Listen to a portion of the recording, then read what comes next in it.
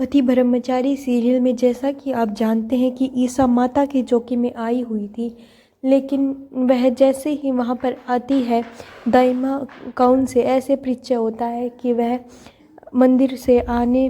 के लिए अपना बार बार अनुरोध कर रही थी, इसलिए वह उन्हें वहाँ पर ले आया। तो लेकिन तभी दाइमा को पता चल जाता है कि ये ईसा जी हैं। वे उनसे बदला लेने की भावना में आ जाती हैं और बदले के लिए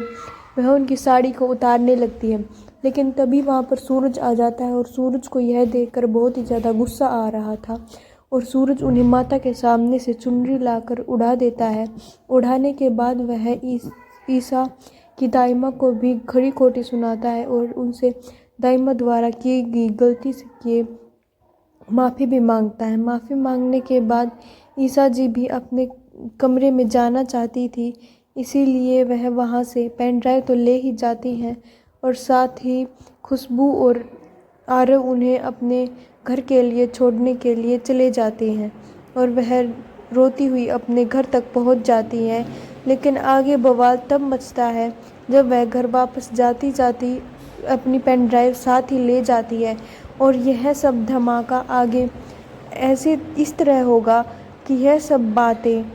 आकाश को पता चल जाती हैं और पता चलने के बाद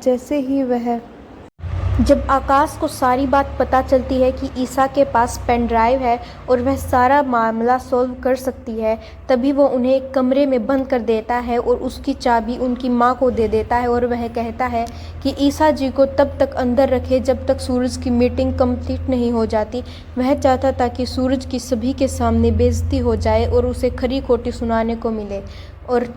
सभी उन्हें कुछ कुछ सुनाएं और उन्हें नौकरी से निकालने के लिए कहें। लेकिन ईसा जी तत्पर हो जाती है कि उन्हें अपनी पेन ड्राइव किसी न किसी तरीके से सूरज तक पहुंचानी है, इसलिए वह उसकी हेल्प करने के लिए बार बार तत्पर होती है कि तभी मेनका उनसे मिलने आती है। मेनका को देखकर उनके दिमाग में एक बहुत ही अच्छा प्लान आता है और वह मेनका को अच्छे से समझा देती है और वह अंदर जाकर एक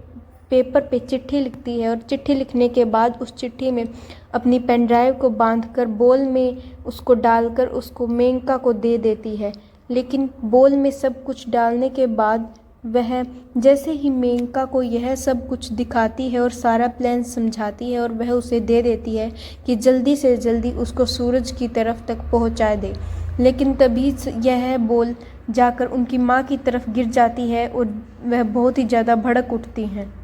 यह सब कुछ देखकर एक बार तो ईशा घबरा जाती है, लेकिन वह बात को संभालते हुए एक गमला अपने साइड में डाल देती है। तभी गमले की आवाज़ सुनने के बाद आकाश की माँ का ध्यान उनकी तरफ जाता है और उन्हें खरी खोटी सुनाने लगती है कि तभी मेनका अपना काम अच्छे से कर देती है और बोल में बंधी हुई चिट्ठी सूरज तक पहुंचाकर अपना काम कर देती है, जिससे सूरज को सभी के सामने शर्मिंदा नहीं होना पड़ता और वह अच्छे से अपनी फाइल को प्रेजेंटेशन अच्छे से कर दे देता है।